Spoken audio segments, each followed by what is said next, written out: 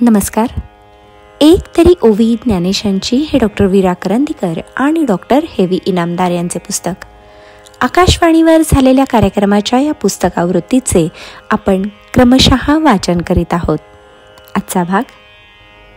माळिये जेवते नेले, तेवते निवांतची गेले, तया पाण्या ऐसे केले, हो आ वेगा. ज्ञानेश्वरीतील अध्याय 12, ओवी क्रमांक 120. अभ्यासयोग ज्याला अवघड वाटेल त्यालाही भगवंतांनी दिलासा दिला आहे.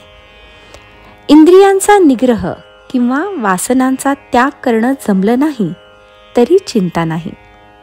श्रीकृष्ण सांगतात, अर्जुना, अभ्यासयोग तुला अवघड वाटतो ना, तर मग तू जसा आहे तसाच राहा. इंद्रियांना कोंडून घालू नकोस.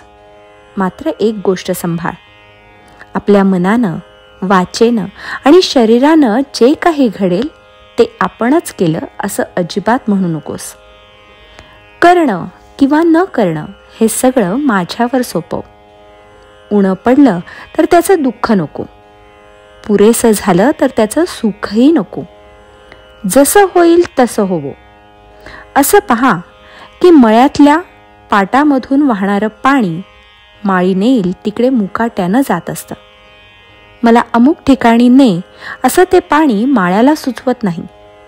अर्जुना, तू आपल्या मनाला सुद्धा बजावून ठेव. काय होणार असेल ते होऊ दे. रथ नीट राज रस्त्यानं नेला किंवा आडवाटेनं घातला तरी तो कधी तक्रार करतो का? तेव्हा करावं की न करावं हा विचार एका बाजूला ठेवून दे.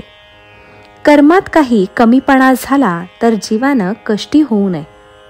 प्रत्येकानं आपल्या प्रवृत्तीला अनुसरून कर्म करीत राहावं. मात्र माझं स्मरण ठेवून वागावं.